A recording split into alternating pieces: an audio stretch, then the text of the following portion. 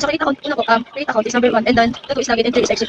Yung create account, ilalagay mo siya 1, then first name, and then last name, then age 19, and then enter bit date, and then address, and then occupation. And then confirm if information is number 1 is yes, then 0 if no. And then enter the new password. Then kung magkano yung ilalagay mo dun sa account mo, like 6,000, then continue 1 and 0 is discard. Then magkakaroon na siya agad ng account number automatically.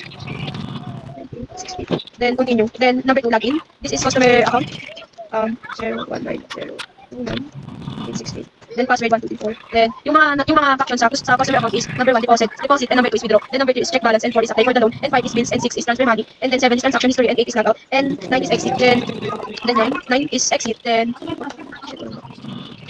sa naman po, admin naman po is number 2 login, then account number, then password admin.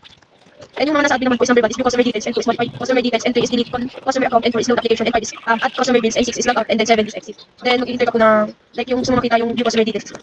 Customer account.